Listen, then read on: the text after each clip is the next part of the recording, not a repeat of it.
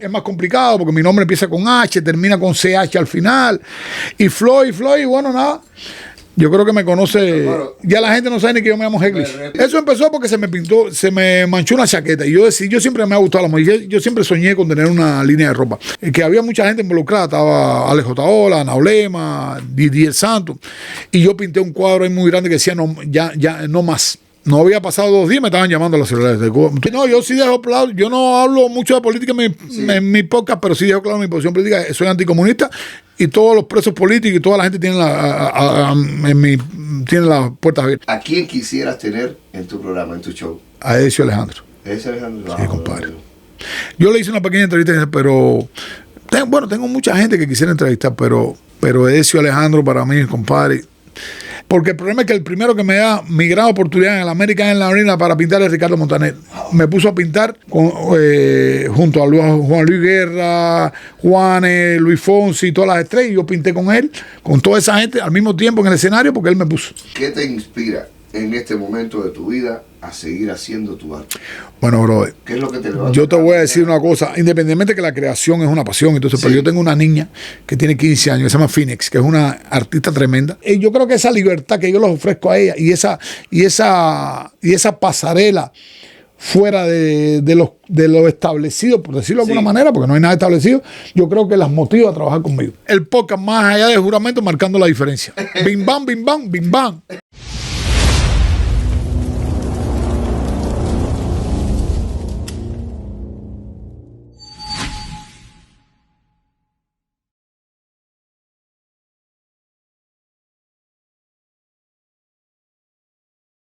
Bienvenidos a Más allá de juramento, un espacio donde la música, el arte, el deporte se unen para contar historias que ameritan ser conocidas. Hoy nos adentramos en el universo de un creador que no cabe en una sola definición. Pintor, performer, espíritu libre y optimista del color. Un artista que convierte las calles en galería, el lienzo en manifiesto y el silencio en mensaje. Desde la crudeza de la experiencia hasta la belleza del caos. Su obra no busca agradar, busca despertar. Con ustedes, un hombre que transforma cada trazo en declaración y cada obra en resistencia. Hoy, más allá del juramento, Floyd Heglish. Oye, hermano, muchas gracias. Coño, me gustó eso. Tú sabes que está buena esa definición, ¿no? Bastante coherente con lo que a mí respecta, ¿no? Sí, que algo lo más ajuntado al arte, brother. No, pero está bien. No, sí, está bien, me gusta. Floyd, voy a robarte algunas palabras. Floyd, de la verdad te agradezco muchísimo que hayas estado aquí. No, para mí es un placer, hermano. ¿Te acuerdas? Nos vimos cuando Dani y desde que claro. te acercaste te dije, mi hermano, si yo te sigo, ¿te acuerdas? Sí. Si yo te sigo, la verdad, sí tenía, por supuesto, pensado alguna vez invitarte. Y nada, hoy estamos acá. No, para mí es un placer. Las cosas son cuando Dios pone su mano y aquí estamos más rápido de lo que yo pensé, así que tranquilo. Aquí estoy para lo que tú quieras preguntar, lo que quieras saber. Muchísimas gracias, campeón. Agradecerte de antemano no solo por estar acá, sino por lo que nos brindas, por lo que le brindas a la gente, que es un arte moderno, un arte nuevo. Y vamos a hablar. Bueno, estamos tratando de marcar la diferencia, como siempre digo. Yo le decía ayer a un compañero de trabajo cuando estaba creando las preguntas, le decía, brother, deja que tú veas ese podcast. Floyd es un arte en sí. Tú lo ves y es como una obra de arte, ¿eh? Bueno, muchas gracias. No, es un aire. No sé si merezco tanto, pero por lo menos hago el esfuerzo, ¿no? Y ya por muchos años. Yo creo que sí, campeón. Sí lo mereces porque la verdad hacen un trabajo fenomenal, la verdad. Gracias. Ayer inclusive estuvimos viendo, yo le estuve diciendo al muchacho, a Eury, le mando un saludo, le estuve diciendo, Eury, ven para que vea su Facebook, que era lo que estábamos viendo, y estábamos viendo este tema de la moda. Sí. Todo este tío, lo estábamos viendo y estaba, wow, ¿viste? Mañana, ok, bueno. Coño, te agradezco la promoción. Nunca se sabe, ¿no? A lo mejor de esa promoción aparece el inversionista que ando buscando. Algo. El que ponga la plata para... Claro, porque ese proyecto de la moda, pues, es eso que estamos, pues, buscando, ¿no? Champion, vamos a empezar. ¿De dónde es Floyd? De Floyd, bueno, eso es una historia... En la vida nada pasa por gusto. Yo estoy muy convencido de eso. Yo soy de Camagüey, pero mi mamá me llevó a los 15 años a La Habana y en una de esas irreverencias que uno le da, regresé a Camagüey y mi abuelo era chofer de transporte escolar de toda. Sí. Y recuerde que en Camagüey, todavía en La Habana existían los preuniversitarios en la calle, sí, pero ya en las provincias no. Y entonces Camagüey tenía asignada como 15 becas. Porque el preuniversitario en Camagüey no existía. Solo becado. Solo becado. Y entonces no me quedó más remedio que no sé si esto lo he contado antes, irme a una beca. Y cuando llegué a la beca, para mí era un mundo nuevo, porque yo nunca había estado becado y era un poco bastante surrealista, porque yo venía de La Habana, de un preuniversitario en la calle, de un tipo de moda que en Camagüey era como... ya no era, ni siquiera había llegado, y ellos estaban en el Río del Rock y todo eso. Y cuando llego ahí, pues... Me acuerdo que alguien me dijo a mí, oye, tú, Pink Floyd, oye, Floyd. Y entonces yo me viré y le dije, no, yo no me llamo Floyd, yo me llamo Eglish. Entonces, mientras más uno se pone bravo por una cosa, más se lo dicen. Y entonces se me quedó el Floyd y dejé de ponerme bravo y lo asumí. Entonces eso se transportó a la ciudad de Camagüey y Floyd. Y nada, cuando llegué aquí, pues decidí utilizarlo como nombre artístico, sí, porque era corto, comercial, sí, y Eglish es más complicado porque mi nombre empieza con H, termina con CH al final. Y Floyd, bueno, nada. Yo creo que me conoce. Claro, ya la gente no sabe ni que yo me llamo Eglish. Me respondiste una pregunta que decía, ¿de dónde nace Floyd? Entonces, y ahí lo tenemos. De ahí fue. De ese muchacho, sí, que me puso eso por, oye, como él no sabía mi nombre, oye, y después yo me quería fajar con él y todo eso. Y resultó que el tipo, lejos de ser un arcaico como había ahí, era un tipo que le gustaba el rock y lo que quería era conversar conmigo, sí, porque yo venía de La Habana y esto, y a él le gustaba el rock también, quería saber, y bueno, ahí entablamos una... ¿Y en esa época ya tenías un flow, ya tenías un...? No, yo tenía 18 años, sí, no, para nada. Venía, pero ya sí estaba en el mundo del rock, del rock y todo esto. Pero era muy jovencito, tenía 18 años, andaba buscando el camino todavía, ¿no? Wow, Floyd. Oye, nosotros acá en nuestro espacio, a todos se los comunico, tenemos la costumbre de hacer honor a nuestros padres. Entonces quería preguntarte por tus padres, tu madre. Bueno, yo tengo que hacerle honor principalmente a mi abuelo, que fue el que me crió, Erasmo González, en paz descanse, a mi abuela. Y a mi mamá, claro que sí, a mi mamá. Bueno, son las tres personas que le hago honor, y principalmente a mis abuelos, porque son los que me criaron, y mi abuelo, pues espectacular. Tú sabes, su nieto, su primer nieto, alguien que me crió prácticamente desde que yo nací. Los abuelos nos malcrian muchísimo. Me malcriaban mucho, pero también aprendí mucho. Aprendí la lucha por la vida constante. Tremendo. De hecho, mi abuelo era chofer de la Escuela de Arte en Camagüey, y mi abuelo era muy emprendedor, la verdad. Mi abuelo, aparte de era chofer, era mecánico, era muy emprendedor. Y yo decía, ¿por qué nosotros si vivíamos en un barrio muy pobre, nosotros como que subsistíamos, por decir alguna, mejor que las demás personas? Pero mi abuelo también, aparte de ser chofer, era mecánico. Mi abuela, aparte de ser ama de casa, era costurera. Es que se la buscaba. Y eso yo creo que yo lo aprendí de ellos. Lo vi siempre en mi casa, gente que era, por ejemplo... Muy luchadora, ¿no? Por ejemplo, en mi cuadra habían médicos, habían profesores universitarios y tenían una vida... Sí, por debajo, claro. Y no soy, yo decía, ¿cómo? Si mi abuelo es chofer, pero es que mi abuelo también arreglaba un carro, claro, pintaba un carro, arreglaba un aire acondicionado, y mi abuela cosía, y siempre, yo vi en mis abuelos siempre, y mi mamá también, mi mamá me tuvo cuando yo era muy jovencito, y mi mamá siempre fue muy emprendedora y muy luchadora también. Ya, qué bonito. Floyd, si te pido cerrar los ojos y traer un recuerdo con tu abuelo y con tu abuela, ¿cuál sería? Wow, yo tengo tantos recuerdos, pero tengo algo especial. Mi abuelo, cuando yo tenía como 5 años, ya yo empezaba a hacer mi primero dibujo y mi abuelo llevó algunos dibujos míos a la escuela de arte, porque el director de la escuela de arte de Camagüey era muy amigo de mi abuelo. Porque mi abuelo, aparte de ser chofer, era un tipo que tenía clase. Sí. Un tipo que tenía auto, pero el auto lo venía desde antes del triunfo de la revolución, claro, y tenía clase. Era un tipo muy... más. Y el director le dijo, tu nieto tiene mucho talento, vamos a incluirlo aquí. Inclusive yo creo que él no tiene ni que ser. Y mi abuelo llegó muy contento a la casa y yo le dije, no, yo no quiero entrar ahí, porque ahí tú lo que quieres es salir de mí, porque ahí lo que... Cosas, muchacho. Y mi abuelo me dijo, te vas a arrepentir, tengo la escuela de arte para ti en la mano. Y mercado también. Sí, pero era en Camagüey. Y era 5 días nada más y nunca me bequé. Y entonces, y mi abuela y mi abuelo, imagínate, yo tengo tantos recuerdos con ellos, porque yo... Imagínate, desde que nací con ellos, me crié con ellos, todas las malas crianzas, dormía con ellos, mi cama, todo. Son una infinidad de recuerdos. Sí, qué lindo, brother. ¿Cómo tú defines aquella época, tu infancia? Bueno, tremendo. Yo pasé una infancia bastante buena. El amor de mis abuelos, el amor de mi mamá también. Después mi mamá, pues, tuvo otro matrimonio que también fue espectacular para ella, que todavía lo mantiene. Y en la casa de mi abuelo todo era felicidad. Yo era ahí todo. Y siempre, lo principal, que yo siempre vi el espíritu de lucha en mi casa. Sí.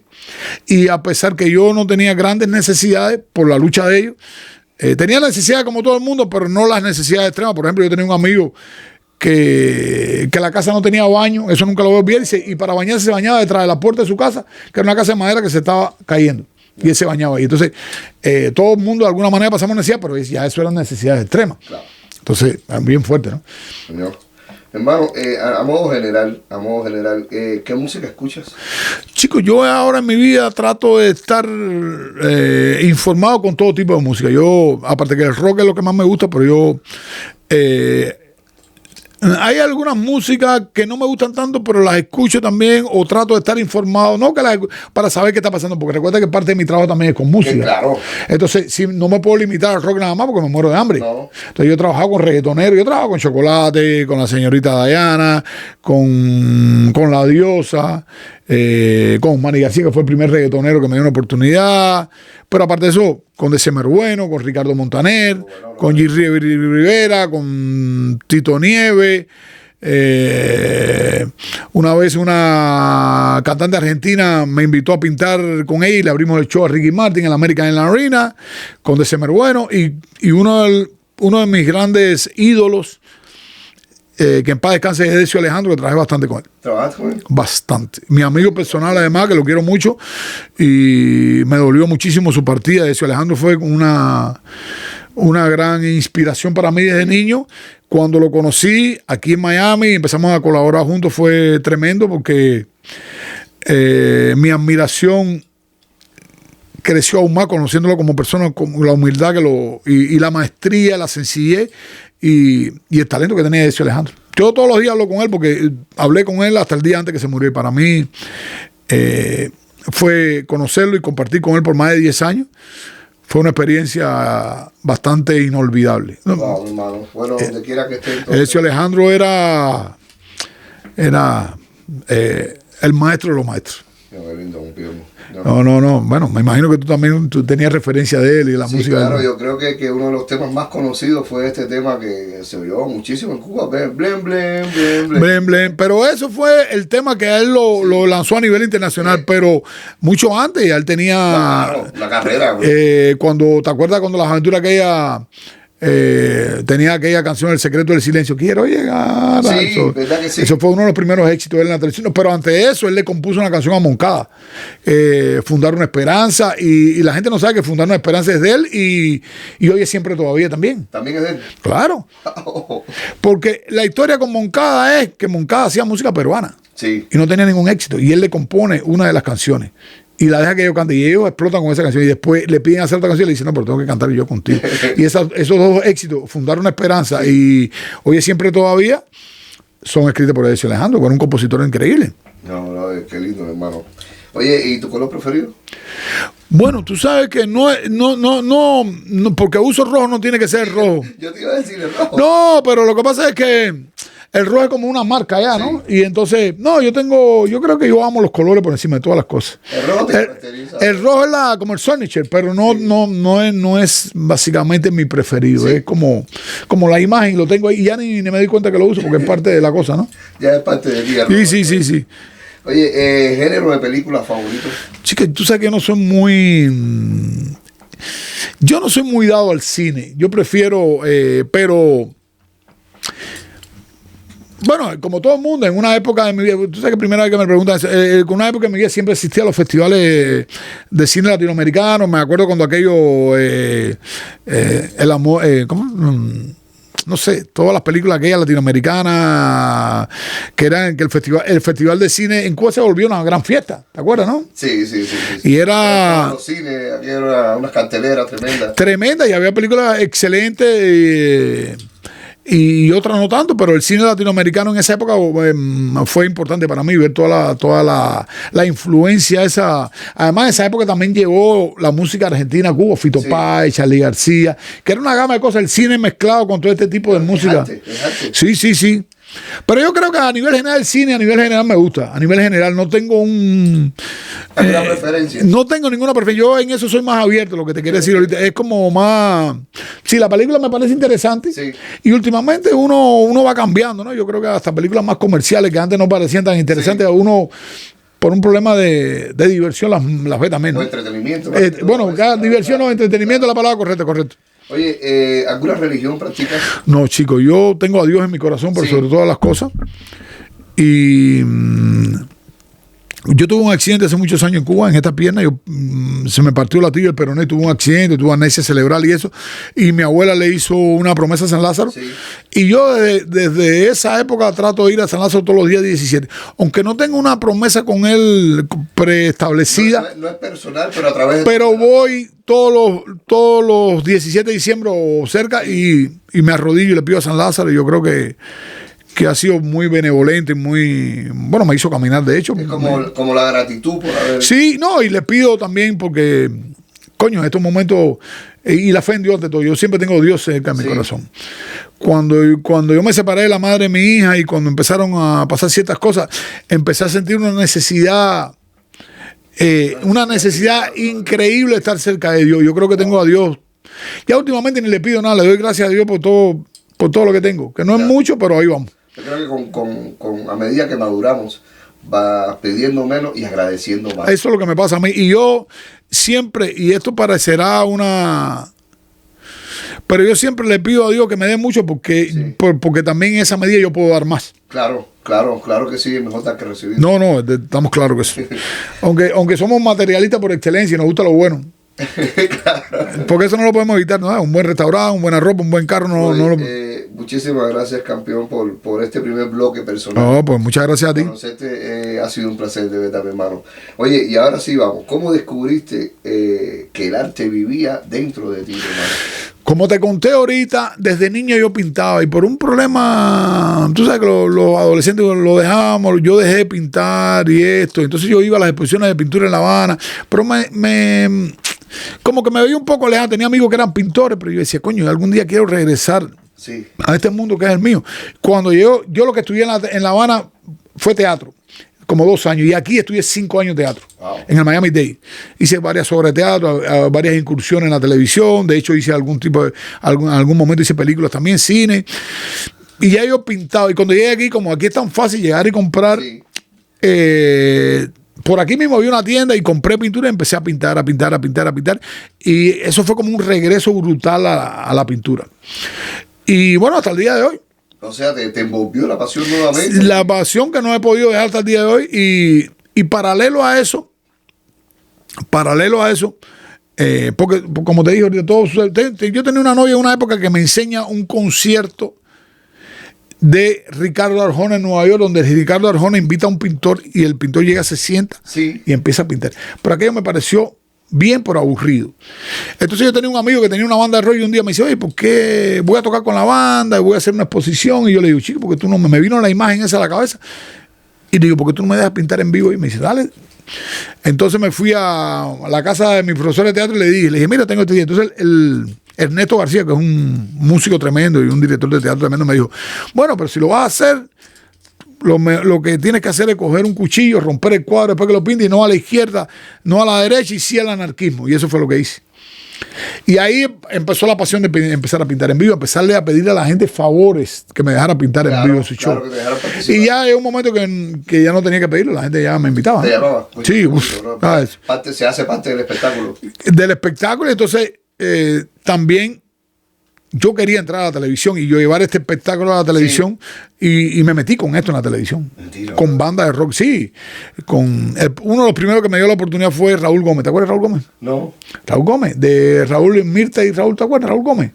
Mirta y Raúl sí me suena el nombre. Coño, el Raúl Gómez, ¿tú no te acuerdas de Raúl Gómez? No. Uno de los pop rock más importantes que tuvo Cuba, Raúl Gómez.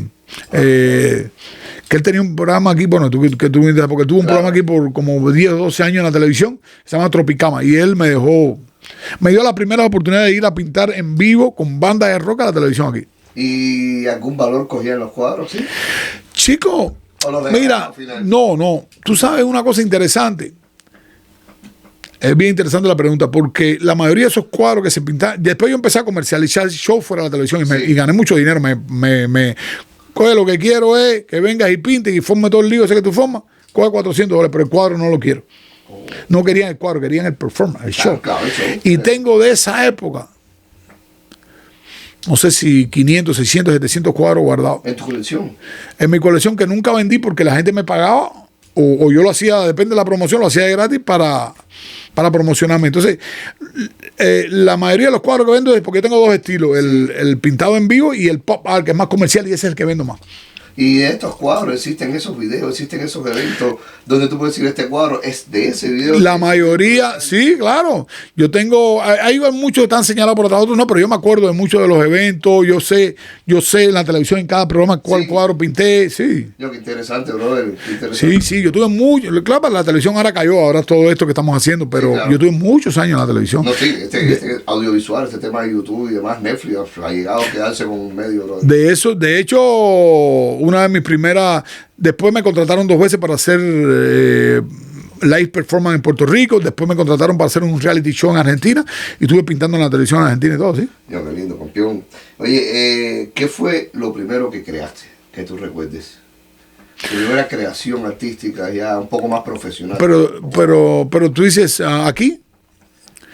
Me imagino que desde Cuba viene. Yo tengo cuadros hechos desde Cuba. Eso. De los tengo por ahí. Algunos eran inspirados ya en obras que existían en Puerto Carrero. Eran como réplicas, ¿sí? No exactamente, pero cogía el estilo y lo llevaba a lo mío. Y cuando yo llegué aquí, como ya yo no venía o no vengo de una educación artística escolar, sí, empecé a hacer cosas como por propia inspiración, y alguien me dijo, mira, eso que tú estás haciendo se llama pop art.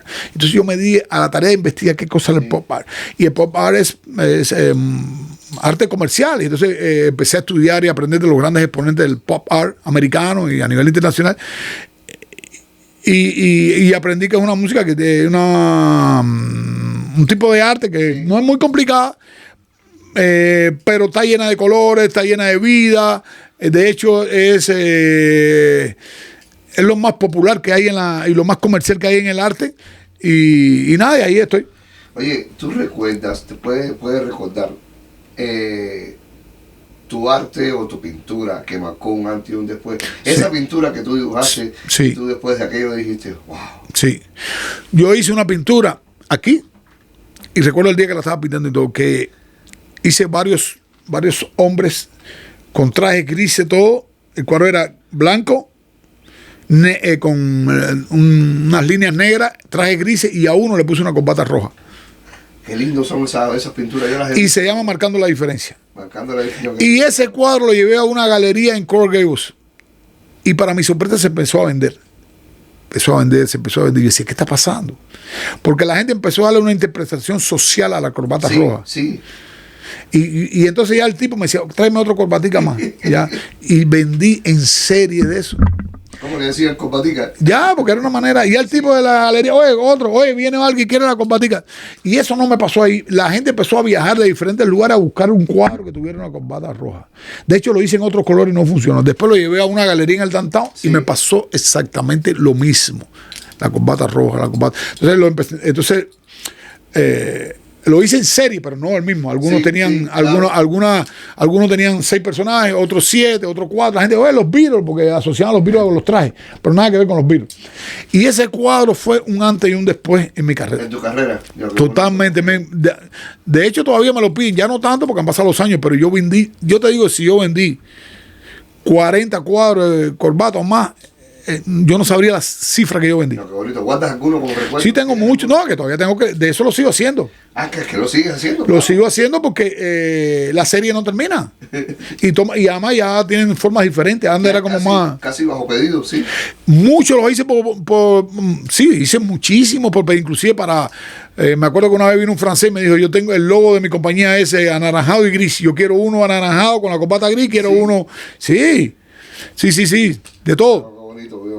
Oye, de tus inicios, ¿quién te influyó? ¿Quién fue muy influyente para realizar tu arte? Bueno, yo no sé si influyente o no, pero yo, Salvador Dalí fue uno de mis grandes, Sí. yo soy uno de los grandes fans de Salvador y de su vida, porque me he leído libros sobre él. Yo no sé si su pintura o no tiene una influencia sobre mí, pero su vida, su manera, Indiscutiblemente sí lo tiene. y además Salvador Dalí era un tipo con un talento tremendo, pero extremadamente comercial. Él decía, no, no, lo que me gusta es el oro, a falta de oro tengo dinero, pero entonces él tenía un tipo La filosofía. de filosofía rara que era de él nada más, y eso, y además su proceso mental era un tipo, Es como el cuadro, marcando la diferencia, brother. pero Dalí tenía un proceso mental poco común, bastante complicado. Sí, es ser único, es ser único. No, olvídate de eso, sí. Hay un libro que se llama La historia de un genio. ¿Tú sabes quién lo escribió? No. Él mismo. ¿El mismo? Del mismo. Se escribió. Yo está bueno, no lo sabía. Pero modesto no era. Para nada, ¿no? Nada. ¿Cómo reaccionó tu familia a tu arte, a tu manera de expresarte artísticamente? Chicos, tú sabes que esto del arte y... Porque esto empezó todo también por la moda, ¿no? Porque a mí siempre me ha gustado la moda desde Cuba y siempre mi mamá tuvo un poquito adversa como yo me vestía. Porque tú sabes, los cánones... y yo creo que que ha sido un conjunto de cosas que al final todo ha tomado un... Cuando yo tenía 15 años que pintaba la mano también embarraba todo y esos eran los problemas, eran horribles. Y bueno, yo creo que al final todo el mundo toma un camino y mi mamá todavía pues me desea lo mejor y que me vaya bien, que triunfe con el arte, porque yo no vivo del arte totalmente, yo trabajo para una compañía hace 20 años. Sí. Yo no vivo del arte. O vivo del arte por momentos. Porque tú sabes que el arte Sí, es un sub y baja. a veces no vivimos de lo que nos apasiona. Para nada. Entonces, pero yo tengo un trabajo que no me disgusta hace 20 años. Me pagan bastante bien. Vivo de eso. Y el arte es parte de mi... Es tu hobby, es tu vida, es de tu mi, vicio. de mi caminar diario. El arte va contigo, es No, lo que no. decía, eres arte. Eres arte. Champion, en cuanto a manifestaciones artísticas, te ves involucrado, brother? Porque yo te veo en tantas cosas. Bueno, ya yo todo lo he asumido como una sola cosa. Yo tengo el lío de la ropa y todo eso. Y la moda, sí. Eso empezó porque se me manchó una chaqueta. Y yo siempre me ha gustado la moda. Yo siempre soñé con tener una línea de ropa. Pero entonces me topé con una diseñadora colombiana que se llama Isabel López, que casualmente yo estaba hablando con ella. Y ella me propone, a partir de un fashion show, hacer una línea de ropa con diseños de ella y arte mío. Y lo hicimos. Wow. Hicimos varios fechos por varias partes de Estados Unidos y entonces hicimos un espectáculo tremendo aquí en un banco que nos patrocinó aquí en tremendo. Y después empezamos a hacer vestidos más de gala, pero realmente nunca encontramos el mercado para eso. Para No. explotar, claro. No, y entonces, bueno, hacía falta un inversionista, ella después, bueno, dejamos de trabajar juntos y ahora yo tengo mi propia línea, mis propias cosas, que me estoy presentando en muchísimos lugares y vendiendo también, pero más que todo tratando de buscar un inversionista que le interese el producto para llevarlo a otro nivel. Wow, yo decía, porque los veo las chaquetas, tú sabes, con esas pinturas, con eso, como si fueran cuadros, como si No, fueran es que son obras de arte, sí. eso. Y yo decía, oye, ¿será que era la misma chaqueta con que dibujaba, que se iba manchando y alguna vez salió de la casa y le dijeron, oye, qué chévere esta chaqueta? Bueno, hay algunas así, pero otras no, otras las compro, las intervengo y las vendo. Dios, qué bonito, campeón. Pero todo esto fashion show y toda esta irreverencia llevada a la moda es para eso. Oye, ¿y la música? ¿Has incursionado en música? No, ahí sí no tengo talento. No, ahí sí no. Instrumento ni... Nada, ahí sí no. Soy un amante de la música tremenda. Sí. De hecho, la última música que estoy utilizando en mi fashion show es hecha en inteligencia artificial. Inteligencia artificial. Oye, de estas manifestaciones artísticas, ¿cuál es tu preferida? ¿Cuál tú dirías que es que es tu sello? Chicos, tú sabes que no me puedo separar de la moda, es algo que me encanta, Sí. men. No, yo siempre estoy chequeando. Además de ir dibujando durante toda tu vida. Ahora Sí, pero la moda es algo, y cuando yo entendí que podía unir las dos cosas, para mí eso es O inseparable. sea, encontraste una nueva pasión. Digamos. Claro, y además la moda es una manera de expresión también. Indudablemente, Sí, es un lenguaje. Claro. Es un lenguaje. Y la moda a mí me encanta. Y cuando la uno las doy, de eso no me puedo separar. No, y que tiene un marco, pero inmenso en la moda. Puedes diseñar, puedes. No he intentado diseñar todavía porque yo lo que hago es intervenir la ropa. Sí. Pero en algún momento estaría pensando hacer mis propios diseños Tus ya. propios bocetos ahí. Sí, que claro, todo mezclado con arte, porque ahí sería el sello. Si lo hago fuera del arte, yo creo que no sería yo, ¿no? O sea, siempre tuvieran todas esas pinturas, todos Puede ser, claro. esos colores que te caracterizan. Sí, claro. Oye, en este tercer bloque, ¿podríamos hablar un poquito de la salida de Cuba? Sí, claro, vamos a hablar de lo que tú quieras. ¿Por qué sale de Cuba? Bueno, yo siempre estuve loco por irme. Porque yo no soportaba la... No, fíjate eso. Y en el 99, en enero del 99 me llega el sorteo. Wow. Y casualmente mi abuela había fallecido y todo eso, y arreglé los papeles en menos de 6 meses y vine para acá.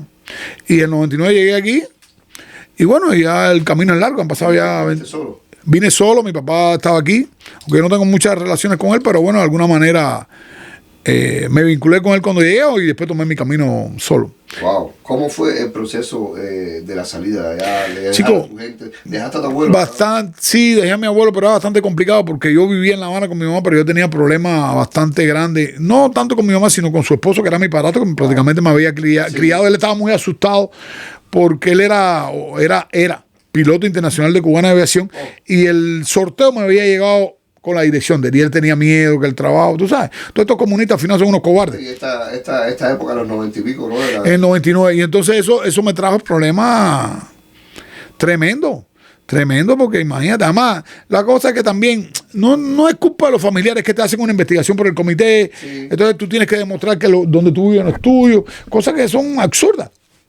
Tú tienes que demostrar todo esto, entonces la gente que se queda ahí, pues con lógica tiene cierto temor de los comunistas. Los comunistas lamentablemente muchos sufrieron que sus familiares se iban del país y tenían hasta represalia con ellos. Eso, tú sabes.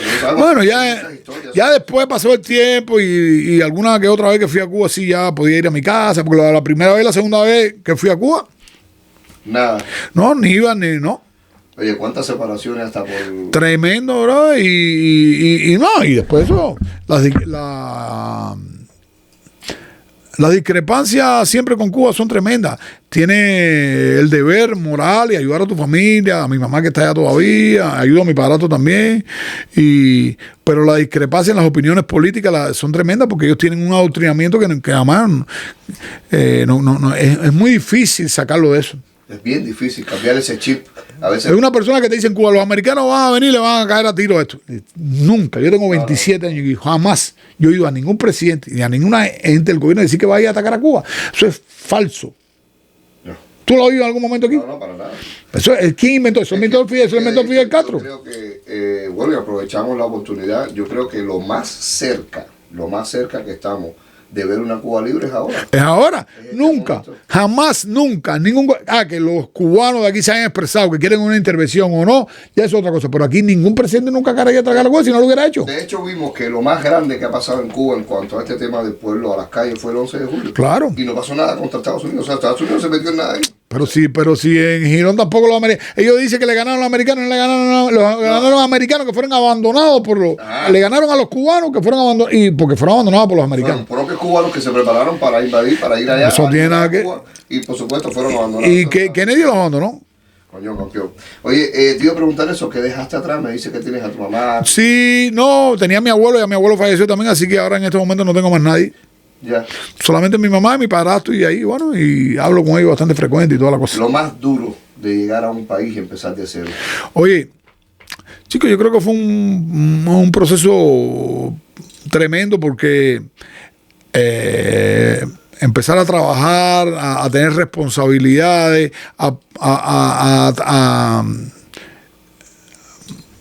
bueno, imagínate, todo el mundo pagarte todo. Yo tenía 27 años nada más. Tú sabes que en Cuba la responsabilidad económica prácticamente no existe porque tú vives con tu mamá, con tu padrastro, con todo el mundo en la casa, imagínate. Entonces el techo no lo tienes que pagar por muy mal que vivas. Claro.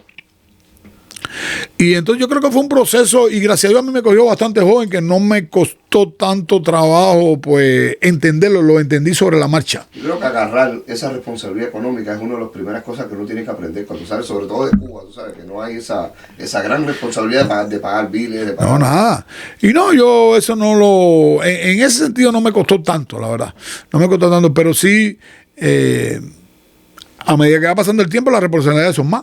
¿Pudiste empezar con tu arte desde que llegaste? Desde que llegué me vinculé al teatro. ¿Desde que llegaste? Prácticamente, a los poquitos meses me vinculé y empecé a estudiar. Y estudié 5 años de teatro aquí. O sea, ¿eres graduado? No, pero no era una escuela, como eran cursos. Era el Miami Dade, pero no eran tomé clases ahí por muchos años y presentaba obras de teatro, hice televisión, hice esto, pero no era una carrera.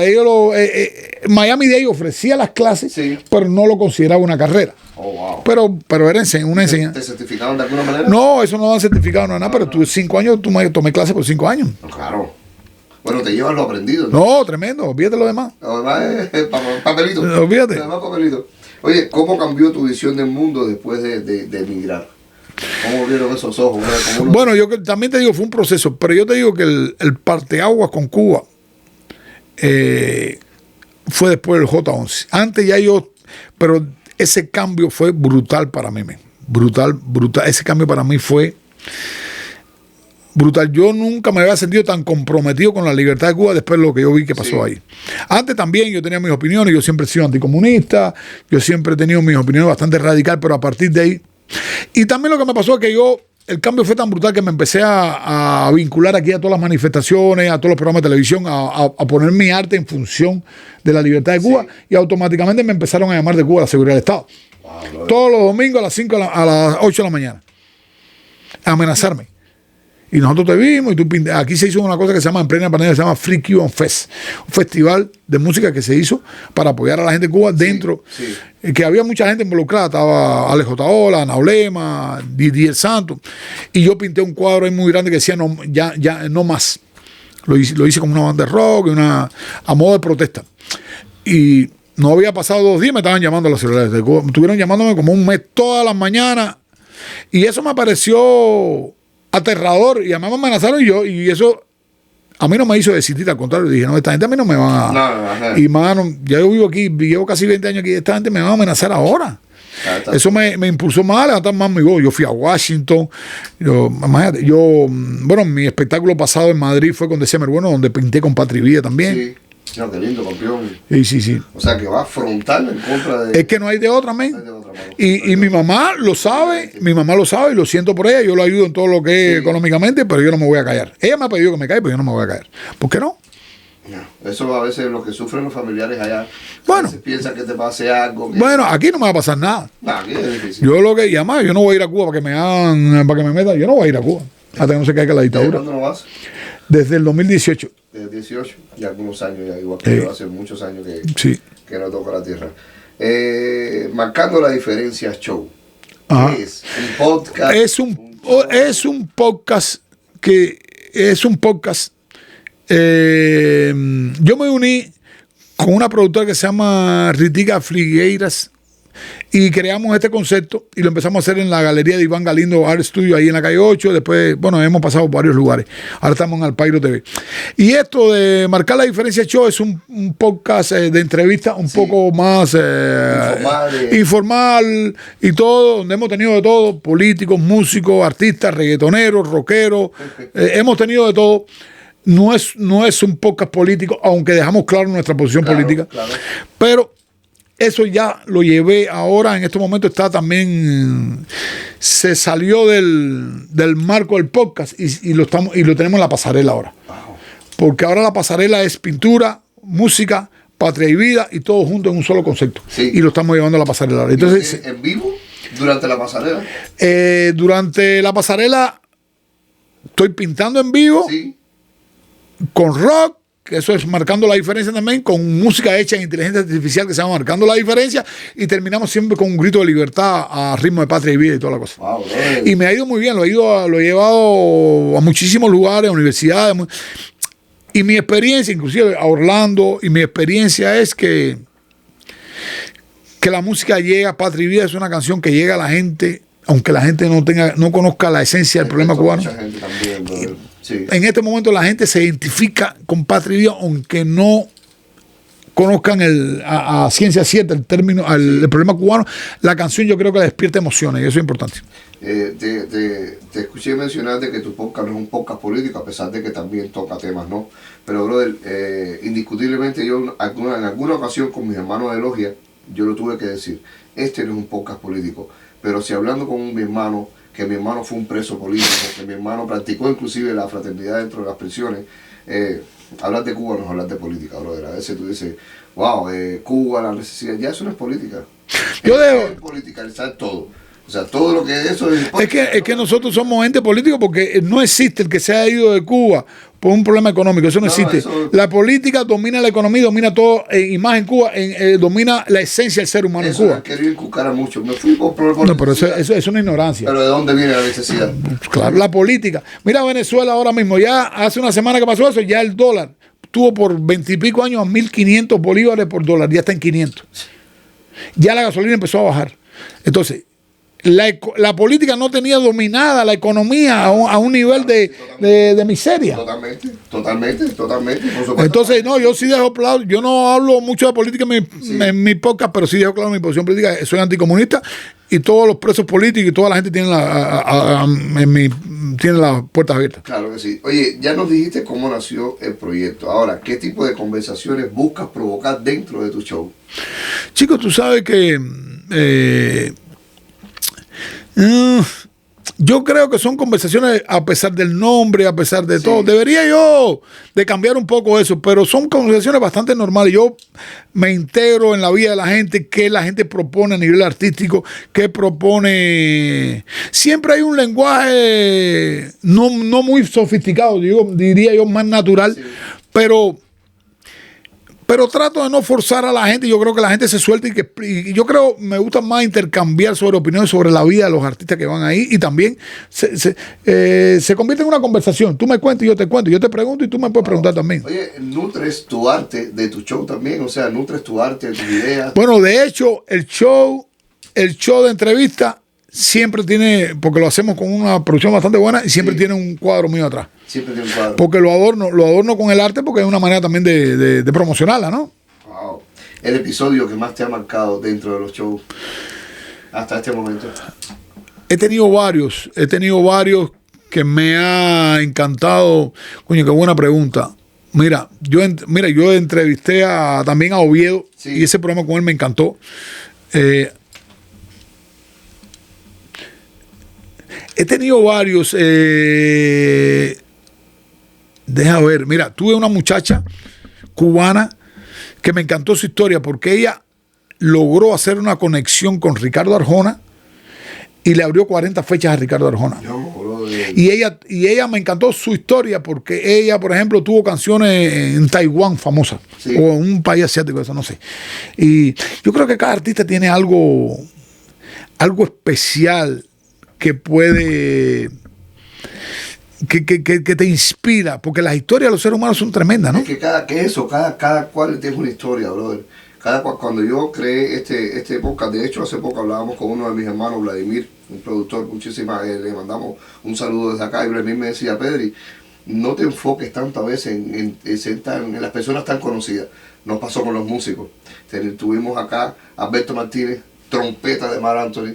O sea, ya no estás teniendo a Mar Anthony, no, estás teniendo a trompeta de Mar Anthony detrás. O sea, los músicos que hay detrás de esos grandes hombres, que también tienen grandes historias. No, yo tuve también a la Moglia, que es el saxofonista de Arturo Sandoval, los clásicos, que toca ahora con un grupo americano súper famoso. No, y es lo que te decía, cada cual es una historia. No, tremendo. Y cada cubano, yo creo que una de las cosas que nos pasa a los cubanos, que es una gran historia a contar, es la migración. Si tú sientas a un cubano y le dices, ¿cómo llegaste acá? Ahí viene toda la historia de migración, que si Nicaragua, que si esto, que si Pacé, que si México, que si allá, que si la selva del Darién. O sea, cada cual es una historia. A mí me gusta la gente que llega aquí. Por ejemplo, tengo un amigo que tenía una banda de rock como alternativa, como así, que se llama Mente en Cuba, y aquí mantiene su proyecto. Quizás no con el éxito que tuvieron, pero eso me gusta, porque la gente... Yo creo que es válido no dejar de soñar como tú. Sí. Tú no estás ahora de médico, pero estás haciendo una cosa que está dentro y mira todo esto. Y yo creo que es un compromiso. Yo sé que no es fácil, pero es un compromiso. Es un compromiso con uno mismo, principalmente, seguir insistiendo y seguir haciendo cosas. ¿No? Toda la vida no es el dinero, déjame decirte. El dinero es muy importante, yo imagínate. Pero toda la vida no es el dinero. Y hay algo ahí que debe seguir fluyendo, porque si no si yo no hago lo que estoy haciendo, yo me muero, man. Sí. Mi trabajo no tiene nada que ver con mi arte, ni con nada de lo que hago. Y si no hago toda esta cosa, ¿dónde voy a parar yo? Yo creo que a veces hasta la pasión tiene mucho que ver con eso. Bueno, en el caso mío como médico, ya estoy en el hospital y le decía, ya llevo 3 años en el hospital, y le decía a mi esposa, sobre todo, a veces no estoy como médico, pero el hecho de salir de la casa y decirle a mi esposa, voy al hospital, nos vemos mañana, voy de turno, qué sé yo, ya es la palabra, ya es el ambiente, ya estoy en el hospital y me ha mejorado. Que eso es bien interesante. A mí me pasa lo mismo en mi trabajo. Yo salgo de mi trabajo y digo, no, porque la gente de mi trabajo no hay artistas, no hay nadie. Además, mucha gente no entiende el proceso mental y en lo que yo ando, ¿no? Y lo que significa. Y lo que yo ando, y yo salgo de aquí y digo, coño. Entonces es como, voy a un fashion show importante o a un evento súper importante y al otro día es como una doble vida. Me pongo la ropa de trabajo y voy al trabajo. Sí. Y yo, coño, ¿cómo esto? Es como una doble vida. Ayer yo estaba en una alfombra roja de pura gente artista, millonario, y yo estoy aquí poniendo una alfombra con mis amigos, ¿no? Del trabajo. Y yo, es como una doble vida, ¿no? Así nos pasa a muchos que emigramos, brother. Yo creo que eso es parte de la emigración. Va en conjunto, tienes que alimentar una familia. En el caso no, claro. Nosotros tienes que pagar una renta, tienes que pagar carro y demás, y hay que trabajar.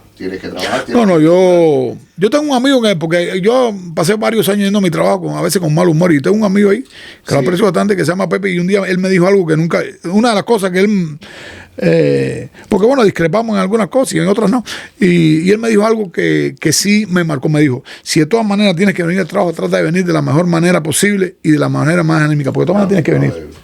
Y eso nunca lo vi. Y después que él me dijo eso, mi vida. Muchísimo. Tremendo. Yo se lo digo, le digo, bro, tú me ayudas con esto. Aunque yo no comparto muchas cosas, cómo tú llevas tu vida, porque tú trabajas 15 o 20 horas diarias y tú te olvidas de vivir, y esa no es la filosofía mía de vida, y yo creo que está mal. Pero eso que me dijiste sí me cambió. Te cambió la manera de ver tu trabajo. Yo voy súper contento y súper bien. Y hago ejercicio y tengo la energía para trabajar y tengo que hacer y bien, todo bien. Yo, qué bien. ¿A quién quisieras tener en tu programa, en tu show? ¿A quién que te falte que tú digas, yo quisiera entrevistar a fulano de tal? A Edesio Alejandro. ¿Edesio Alejandro? Sí, compadre. Yo le hice una pequeña entrevista, pero tengo mucha gente que quisiera entrevistar, pero Edesio Alejandro para mí, compadre, es que desde que yo lo vi la primera vez, yo tenía 15 años. La historia con él es bien curiosa. Al lado de mi casa vivió una periodista de Pionero. ¿Se acuerda del Pionero? Sí. Y ella, hace 30 años, le había hecho un reportaje en Pionero a Edesio Alejandro. Y ella me regaló una foto de él, de un concierto que él había hecho. Y yo la guardé por 25 años. Y un día por Facebook, estamos ahí, yo lo veo que él está conectado, y le hablé. Le dije, mira, bro, yo tengo una foto tuya guardada por 25 años. Me dijo, no es posible. Y se la mandé. Y me dijo, ¿dónde tú estás? Y digo, yo aquí en Colgate. Y me dijo, yo también, ¿por qué no vienes a mi casa?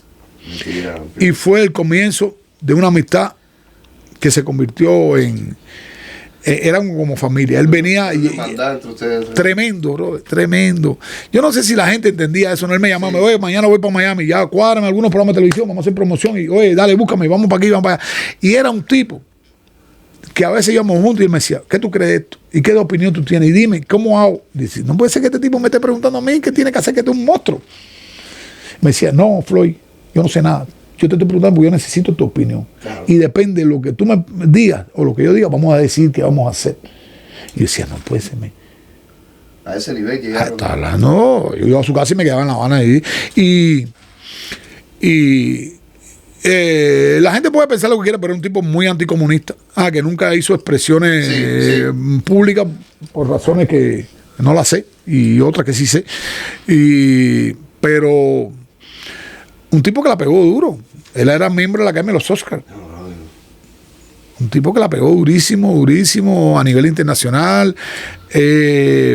Tú sabes que Bon Jovi, el productor de Bon Jovi, lo conoció y dijo que él es una mezcla. Bon Jovi dijo, este tipo es una mezcla entre... Mencionó dos grandes de la música americana y dijo, este solo es una mezcla de ambas cosas. Un tipo que hizo música por 80 películas, para 100 obras de teatro, tiene un documental que se llama 100 sones cubanos, que estuvo nominado al Grammy americano, que al Grammy latino, un documental en español, que se considera hoy por hoy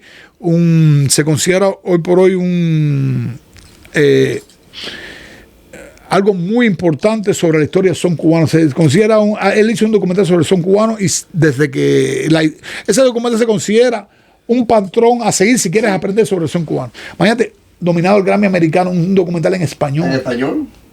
Grammy americano. No, tremendo, brother. Tremendo, hermano. O sea que si una entrevista tú de verdad hubieses querido revisar, es como yo le hice una entrevista a él, pero ya el programa no existía, pero yo creo que sería para mí tremendo. ¿Y existe esa entrevista? ¿La tienes? Sí, está en YouTube por ahí, pero una entrevista pequeña. Yo hice porque yo empecé a colaborar con un programa de YouTube en Washington. Yo hice una pequeña entrevista. Pero de verdad, este tipo de cosas que yo tengo contigo aquí, nunca pasó, men. Nunca pasó. Wow, brother. Y me ha mencionado en varias ocasiones a Ricardo Arjona. ¿Eres fanático de Ricardo Arjona? No, te mencioné a Ricardo Montaner y a Ricardo Arjona. Porque el problema es que el primero que me da mi gran oportunidad en la América en la Arena para pintar es Ricardo Montaner. Me puso a pintar. Él, nos conocimos y yo le dije que yo pintaba y me dijo, ahí Dios puso su mano, me llevó a su oficina, yo trabajaba ahí. Para no hacerte la historia muy larga, él tenía un concierto, porque él tenía una fundación, o la tiene, que se llama La Ventana de los Cielos. Se llama La Ventana de los Cielos. La Ventana de los Cielos, que es una fundación que da una cosa que se llama equinoterapia, que es terapia con caballos a niños que tienen síndrome de Down. Entonces él hizo un evento en la América en la Arena para recaudar fondos para la fundación. Y por una razón, yo estaba armando lo que es el sonido y los cables, y lo conocí, le propuse lo que yo hacía. Y al otro día, sin conocerme, me puso a pintar junto a Juan Luis Guerra, Juanes, Luis Fonsi y todas las estrellas. Y yo pinté con él, con toda esa gente, al mismo tiempo en el escenario, porque él me puso. Ricardo, y no lo conocía. Bro. Y bueno, a partir... Qué oportunidad más linda, mano. Sí. ¿No? Bueno, me gustaría verlo, porque nunca más lo vi. Me gustaría verlo y decírselo personalmente. Ha pasado ahorita más de 15 años. Más de 15 años. ¿Cómo defines hoy a Floyd? ¿Cómo lo defines hoy día? Chico, yo soy un artista que ando siempre buscando oportunidades. Contigo tengo una oportunidad y te agradezco mucho. Yo creo que las oportunidades están donde quiera. Sí. Pero lo que sí no están en tu casa trancado. Ahí sí no. Hasta ahí a lo mejor porque te meten en la computadora y la buscas. Pero yo creo que Dios te pone las oportunidades, pero Dios quiere verte también. Va a ir en busca de eso. Sí. Es como el que se está ahogando y dice, Dios, por favor, ayúdame. Como el deporte. Exactamente, eso, tío. Y entonces... Oye, si te mandé 10,000, ¿qué tú quieres? ¿Y qué es que tú quieres? Exactamente, es como eso, ¿no? Claro. Y yo soy testigo de eso, a mí me ha pasado. El esfuerzo se premia, brother. El levantarte cada mañana, el salir, el luchar. En caso de nosotros, bueno, tú no te había mencionado, también estoy estudiando en este momento. ¡Wow! Una locura. ¿De verdad? Una locura, sí, estoy haciendo imagenología, una oportunidad que después de mucho tiempo en este país, yo decía, wow, los profesionales, no es mentira. Es un país de grandes oportunidades. Me di cuenta con el tiempo. Aquí lo que me he dado cuenta que, como se dice vulgarmente, pocas veces te dan la luz. O sea, te das cuenta. No, tienes que buscarla, tú. Te das cuenta de que es difícil de que alguien te diga, mira, es por aquí. Es difícil, eso sí. Y inclusive he conversado con muchísimos profesionales que me dicen, Pedro, y sí, es verdad. Pero la oportunidad está ahí, bro. Solamente tienes que encontrarte quien te diga, mira, ahí está. Sí, yo creo que sí. A mí, yo he tenido varios contratos importantes en la mano, sí, con mucho dinero y no se ha dado ninguno. Parece que no ha llegado el momento, pero yo tengo la esperanza porque yo sé que el producto que yo tengo es muy vendible, que eso es importante, y es muy atractivo. Y entonces ando buscando un inversionista. Ahora mismo tengo una invitación a ir a España a hacer un fashion show. Vamos a ver. Y bueno, el año recién comienza. Vamos a ver todas las oportunidades que trae este año. ¿Qué te inspira en este momento de tu vida a seguir haciendo tu arte? Bueno, brother, ¿qué es lo que te levanta? Yo te voy a decir una cosa. Independientemente que la creación es una pasión, entonces, sí, pero yo tengo una niña que tiene 15 años, que se llama Phoenix, que es una artista tremenda. Ella está estudiando en el New World. Ella, desde que nació, vio arte. Es una artista tremenda. Yo la admiro y yo no decido cómo esta niña puede ser tan artista. Ella... Y entonces yo creo que mi hija es una de mis grandes inspiraciones todos los días del mundo. Wow, súper talentosa en el arte. Tremendo. La chiquita tiene 15 años, hizo el examen para la escuela más importante de arte que hay aquí. Sí. ¿Y la cogió? ¿Pero lo que es actuación? No, pintura. Pintura, wow. ¿Te siguió? Pero yo digo, ¿cómo? No, esa sí, yo digo que yo no soy nadie. Esa sí es de verdad. Sí. No, olvídate. Es que la chiquita, es que yo no entiendo cómo es tan artista. Wow. Y además, aquí hay varias escuelas de arte buenas, inclusive los magnes, esos que son buenas, pero ella no quería el top. Y hizo el examen, que era un examen, no es como en Cuba, porque en Cuba cuando tú vas, te hacen pruebas de matemáticas, esto no, aquí te hacen una prueba de lo que tú quieres estudiar. Como la prueba de actitud, que era específicamente. Eso, y te hacen una interview. Ya. Y la interview es tan importante como la prueba. Tiene inclusive a nivel numérico tiene el mismo la misma importancia. Sí. Y la chiquita lleva 6 meses en el downtown, en el New World, estudiando, está tremendamente feliz, es una artista tremenda. Y una de las cosas es poder pues ayudarla en que yo pueda y proveerle un futuro mejor a ella. O sea, Y que no tenga que pasarlo con lo que yo pasé, compadre. Si yo estoy pasando trabajo todavía. Parte de tu pasión es tu niña. Y claro, todo el tiempo. O sea, aparte de levantarte todos los días, seguir haciendo arte, seguir creando, es ella. Es mi hija, men. Y no, y levantarme por la mañana también a ir al otro trabajo.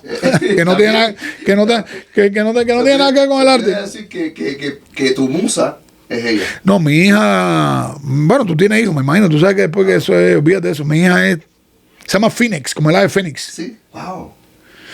Y es tremenda. Qué lindo, campeón, qué lindo. ¿Qué proyectos tienes ahora activos? Bueno, estoy planeando que te voy a invitar ahí mismo donde viste a Dani Rojo. Sí. Estoy tratando, voy a hacer un Calle fallo en Calle Dragones. Calle Dragones. Voy a hacer ahí, estoy planeando y a Roberto me dijo que sí. Me voy a unir con una productora de moda y vamos a hacer un espectáculo ahí, pero lo quiero hacer de verdad. Con 5 o 6 diseñadores, tener invitados. Estoy trabajando con un productor de música ahora que ya el concepto ha ido creciendo. Queremos utilizar música electrónica para abrir el show, con invitados musicales. Quiero hacer un tipo de conjunto. ¿Algún tipo de DJ o algo así? Todo grabado con un tecladista que salga, todo performa, todo para el fashion show, darle otra.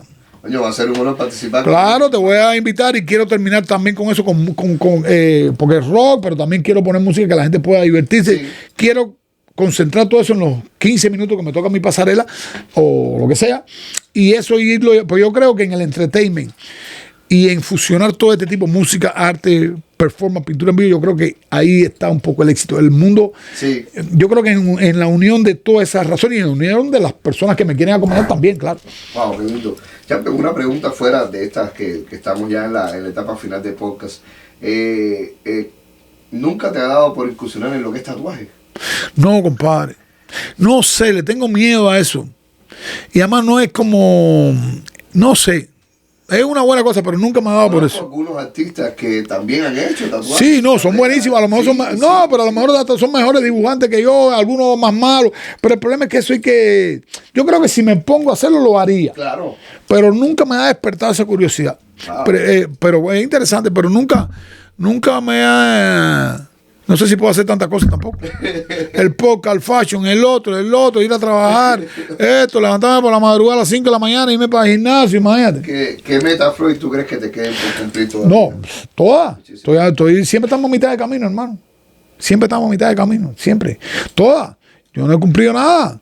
Yo he llevado todo a cabo, pero el top donde yo quiero llegar es, en primera, yo soy un artista comercial. Necesito llevar mi arte a un nivel donde me dé dinero para mí, para mi hija, para mi familia, para dar a la gente, para poderte decir, oye, vamos a hacer este podcast en un restaurante y yo pago el almuerzo. Porque no hay problema. Y que el producto, mientras más comercial sea, más llega a la gente. Claro que sí. Claro. Eso es lo que yo aspiro y en eso estoy tratando de internacionalizar la carrera. Cuando regresé de España ahora, con December Bueno, que me invitó a su show en Madrid, fue espectacular, pintamos ahí, el tipo se portó espectacular conmigo, pinté con Patricia, vendí el cuadro apenas que me bajé del escenario. Pero eso es nada, hay que seguir. O sea, que constantemente tú te estás reinventando.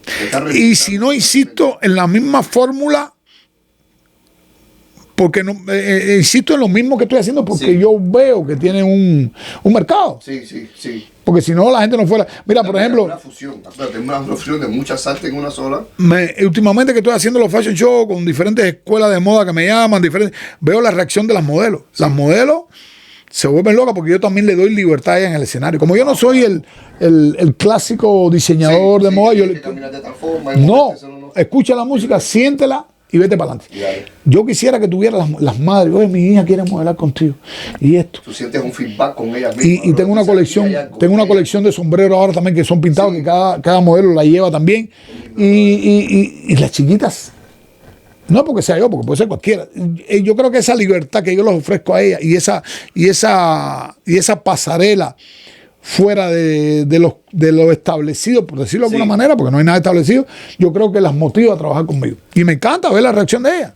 Qué lindo, campeón. Qué lindo. Y aparte, así era lo que te decía, sientes ese feedback, tú dices, wow, aquí hay algo. Aquí hay, cuando el mismo colaborador, ¿no? Cuando el mismo modelo te dice, oye, quiero estar ahí, quiero participar. No, yo he tenido experiencia. Oye, a ver qué hago. Me dicen a veces cosas que yo no sé si merezco o no. Y le digo, oye, a ver qué tú quieres. No, le digo, mira, esto es lo que vamos a hacer. Además, yo soy parte del espectáculo, yo salgo también, yo abro los y eso le encanta, le encanta. Yo quisiera que tú veas la reacción que tienen esas muchachas. No, qué lindo, campeón. Es tremendo. Oye, ¿qué mensaje le darías hoy, Floyd, a los jóvenes artistas que están iniciando la carrera en el arte?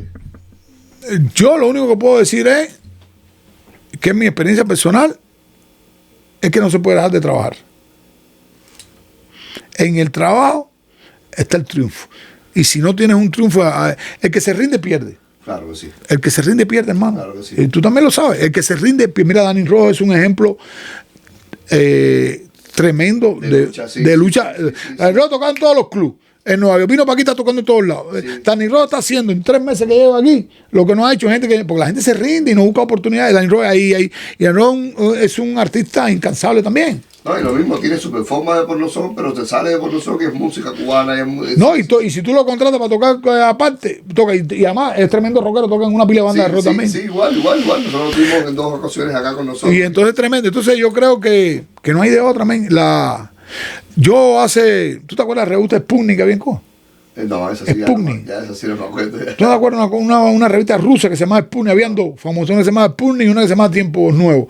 Cuando la última etapa de la Unión Soviética, esas revistas empezaron a publicar cosas de rock ruso, de esto, como se volvieron medio anarquistas. Y esas revistas llegaban a Cuba con todos esos artículos ya bastante capitalistas y hasta que Fidel las prohibió, las quitó del mercado. Pero yo me acuerdo de una revista esa que decía, hay un grupo ruso, porque esas revistas eran revistas rusas, pero venían traducidas al español.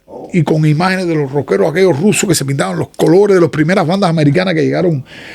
Y decía una cosa, la única, eso es algo que escribió un grupo ruso, no me acuerdo si más Arias o Nautilus Pumpilo, lo que sea, decía, la única solución contra el rock, la única solución contra la muerte es el rock, mientras juguemos al rock seremos inmortales. Entonces yo eso lo cambié, digo, la única solución contra la muerte es el arte, mientras juguemos al arte seremos inmortales. Claro que sí.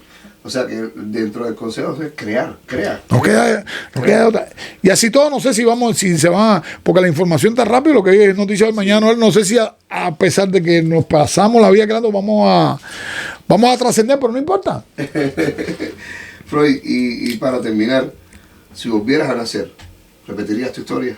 ¿Volverías a hacer? Chicos, yo me gustaría tener conciencia de lo que he vivido hoy para no cometer tantos errores. ¿Algunos errores? Sí, no. Muchísimo. He hecho cosas espantosas también. Pero es que esos errores te hacen quien eres hoy. También. Claro que sí. Si hoy eres lo que eres, es por las victorias que tuviste y también por los errores de que aprendiste. También me he dado cuenta que, por ejemplo, cosas que en algún momento de la vida uno quiso mucho, amó mucho, que Dios te lo quitó o alguien te lo quitó y era porque eso en ese momento, si tú hubieras seguido en eso, no hubiera sido el ser humano que eres hoy, o el artista que eres hoy, o whatever, lo que sea. Bueno, alguna cosita al final. No, mi hermano, muchas gracias por la oportunidad. Yo creo que va a ser espectacular. Ojalá que a la gente le guste. Claro que sí, mi hermano. Un placer. Quería agradecerte enormemente este tiempo contigo, conocerte. No, ahí estamos. Ahí vamos a seguir colaborando en lo que se aparezca por ahí. Claro que sí. Y aquí estamos. El podcast Más Allá de Juramento está acá. Más allá de juramento, más el podcast Más Allá de Juramento, marcando la diferencia. Bim bam, bim bam, bim bam. A ustedes que nos escuchan en los canales de Spotify, a ustedes que nos ven en los canales de YouTube, muchísimas gracias y síganlo haciendo para otros capítulos de Más Allá de Juramento.